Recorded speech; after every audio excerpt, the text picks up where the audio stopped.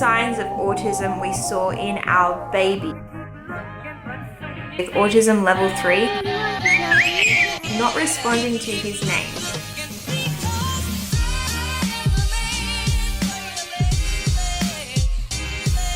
Good morning puzzlers, and welcome back to our channel. In today's video, I'm going to be telling you guys what signs of autism we saw in our baby. Yes, we're going to be telling you what we saw in Jacob when he was 0 to 12 months old. I just want to put a quick disclaimer in this video saying that these are the signs that we saw in our child. This may not be the same for your child, and this may not mean that your child has autism. I am just telling you our experience. If you are worried and you are seeing signs of autism, please seek help from a professional. Some of these signs can be typical for a baby, so please don't compare your child to mine. I'm going to start off by saying that we did not know that Jacob had autism from when he was 0 to 12 months old. We sort of started thinking that he had signs of autism when he was around 15 or 16 months old. My son Jacob was diagnosed last year with autism level 3. He was 2.5 years old. We were looking back at old footage of Jacob and we were able to pick out signs of autism that we missed in Jacob when he was a baby. Now obviously you can't really tell that your child has autism when they're 0 to 1 year old. So this is just us looking back, having that hindsight of all those things, yeah, definitely were signs of autism we couldn't have known at the time. If you are new here, we would love for you to subscribe down below, join our puzzler community. The first sign that Jacob had autism was that he was a bad sleeper. Yes, don't come at me. I know that this is a very, very, very regular thing, a very typical thing for a baby to be a bad sleeper in the first year of life. Basically, he was waking every 2 hours during the night, whole first year of his life. I know, I was exhausted. Still am. We still haven't figured that one out, that sleep situation. As a very young baby, Jacob never went to sleep on his own. He always slept right here on my chest. Except for the night times. Night times I made sure to put him in his little bassinet that was next to me. However, he woke every 2 hours wanting to be on me and he'd fall asleep back on me, and then I'd put him back in the bassinet. Sometimes I would have to bop him up and down until he'd fall asleep. It was intense, and I know that is also a very typical thing for babies. However, it extended all the way through the first year of his life. He would catnap, it was just not good. I think the statistic is that 80% of children or people with autism have trouble with sleep. So it's fair to say that that is an early sign of autism that we saw in our baby. Now to link in with that, the second sign of autism that we saw in our baby was that he was never settled. He would never ever settle. He cried a lot and he had to be moving around a lot to be settled. I think a lot of people can attribute to this. All of our family knew that when they were holding Jacob, they had to be bopping up and down or moving around to ensure that he is happy. So he would cry even if you were holding him, but were still. To say that it was an intense time is an understatement. I didn't know back then what I knew now, obviously. And again, that can also be a very typical thing for babies. However, he was extremely unsettled for most of the day. We would spend the majority of our day bopping up and down with Jacob, holding him and bopping up and down or swaying from side to side, even when he was awake. So it wasn't trying to get him to sleep. It was literally just trying to keep him settled. And a lot of people would say to us that we're doing the wrong thing, like we should be teaching him to be okay with not bopping and not moving around. We did try not doing it and it literally didn't work. So that is definitely a sign. I know a lot of babies with autism don't like to be touched, and that is a big sign, a big indicator your child has autism is if they don't really want to be hugged or cuddled. Jacob was not like that. However, he was very, very unsettled for most of the day. So who knows if he was really like not liking us holding him or whatever. Definitely that was a sign that we saw in Jacob as a baby. The next sign that we saw was around 6 months old. Jacob would do this thing with his head where he would shake it from side to side, do similar repetitive motions like that. Again, this can be very typical of a baby. However, Jacob would do it repetitively and consistently all day long. I think I've got some footage, so I'll show you that, but we just thought it was really funny. We thought it was typical of a baby, and it can be, but definitely is a sign of autism. He was stimming at 6 months old.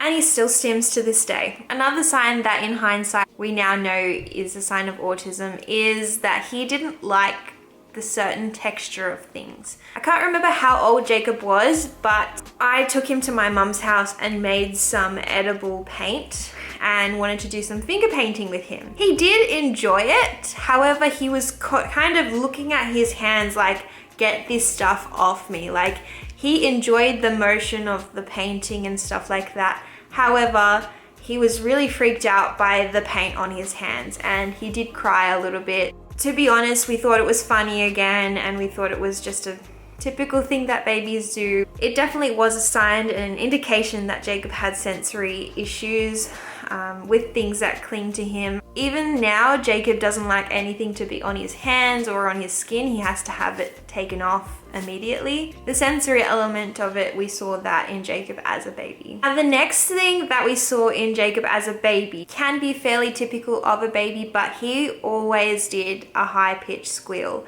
Now, yes, this can be very typical. However, Jacob did it more than normal. If you're happy and you know it and you really want to show it, if you're happy. He did very high-pitched squeals, and they were the same sorts of sounds all the time. Again, to this day, he does the same high-pitched squeals. We now know them as stims. By the way, if you guys want me to do a video on Jacob's stimming and what stimming is, please let me know down in the comments. But definitely Jacob was stimming as a baby. He would do high-pitched squeals and not the typical baby babble that a typical baby would do. The next sign of autism that we saw in Jacob as a baby was no shared interest. This is a big one that we completely missed, and it also can be fairly typical for a baby not to have shared interest. However, towards the end of his first year, babies should be having some sort of shared interest, whether it's a toy that they're playing with and they show it to their mum, or they look back up at their mum and while they're playing with that toy, they're bringing toys to you, all of that. Jacob never did any of that, and that's a big thing that we actually didn't see or know about until he was diagnosed. When they did the ADOS assessment, we were shocked. We were like, well, duh, because Jacob was our first baby, we didn't know about all of these things and when it would be typically, developmentally right for him to be learning this and doing this. And shared interest was a big one for me. That was a big realization for me. And I was like, oh yeah, he's never done that. He's never brought a toy over to me to play it with him or showed it to me and gone, oh, this is really cool. Jacob would more so just play on his own and with his toy, and if anyone sort of touched it, he would sometimes allow you to come and play with it with him. However, it wasn't like a shared enjoyment. It was like oh, you're having a turn and then I'll have a turn. Mostly want to play with something by himself, and if you came and interrupted that, he would get upset. Yeah, no shared enjoyment. The next baby sign of autism that we saw was not responding to his name. This was another one that we didn't really know was a development that they got in the first year of their life. Jacob! Baby! Even into the second year of his life, we didn't know that it was atypical. He does now because of therapy and all of the intervention that he's been able to get, but definitely never responded to his name. If anything, he would respond to high pitch or loud noises. So we would have to like clap, sounds really bad, clap at him or make a really high pitched funny noise that he would sort of be interested in, or turn around, and even then he wouldn't turn around to us. A lot of the time we would have to just sort of get into his line of vision and get his attention that way, which is why we thought that he might have a hearing problem. So we did go get his hearing checked, and that was all okay, but definitely he would never respond to his name as a baby. The next sign of autism we saw in our baby in his first year of life was his fixations on unusual objects. So Jacob was very, very fixated on wheels as a baby. So he would never like play with a car or anything in any other way other than spinning the wheels. He would love to spin the wheels. He would turn things over so he can spin the wheels. He loved to look at the trolley wheels as we were in the shopping center. He tried to touch them all the time. And bikes, he loved to go up to bikes and spin the wheel, turn over my trolley that holds the washing. So he'd turn it over and spin the wheels. Again, we thought this was fairly typical of a baby. However, it is definitely not to the extent that he was doing it. He was doing it all day, every day, and that's all he would play with. The other fixation that he had as a baby was with fans. And this, again, we thought was fairly typical, but it's definitely not. He would stare at fans all day, every day. Every time we went to my parents' house because they had fans, he would like stare at them and be mesmerized by these fans for such a long time. It was insane to us. We were like thinking it's the best thing ever because he was sitting still and not being his usual energetic self. But definitely was a sign of autism back then. Still to this day, Jacob has fixations. His main one right now is coins and counters and things like that.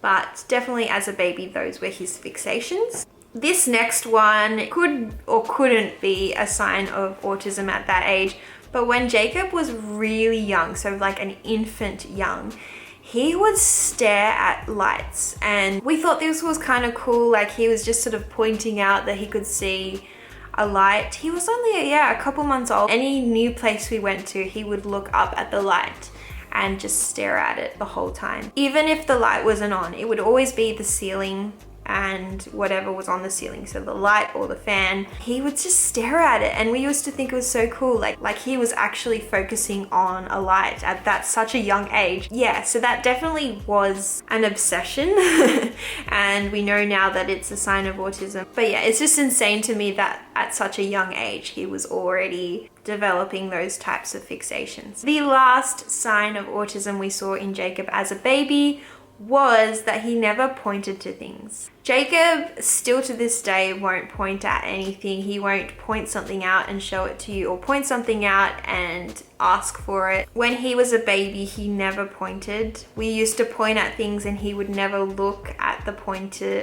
what we're pointing at. We noticed that this was a sign for Jacob when Jazz was that age and she was pointing things out already. And we were like, oh, so Jacob never did this. It's a hindsight thing. Like we had Jacob as our first baby and then we had another baby and we were realizing all of these things that we missed. And you just can't know. You can't know that your child has autism in the first year of life, but definitely when you look back, you can see those things. So that's pretty much it for all of the signs that we missed, or in hindsight we can see that Jacob had autism as a baby from 0 to 12 months. If you are watching this video and you have a child who you think is exhibiting some red flags for autism, please go see a professional. Go see your GP, go see a pediatrician and express your worries, because there is no point in waiting. A lot of people will tell you to wait and see. Don't wait and see. Go to a professional. They can diagnose autism very, very, very early. These days, if your child is exhibiting any of these signs, please know that it does not mean that they have autism. Don't come to any conclusions from this video, but I hope that it can help in some way in leading you towards getting some professional help. By the way, we also have a video on the early signs of autism in Jacob's second year of life and also the autism signs in his third year of life. So if you are interested in those videos, I'll leave them up here in the cards. Click on those videos and watch them. If you are an autism parent, comment down below any of the early autism signs that you saw in your children. I'd be interested to know, because I know that it is quite a varied and quite a spectrum. There's such a spectrum of different signs and behaviors. Comment yours down below. Don't forget to subscribe if you aren't already, and we will see you guys in our next video.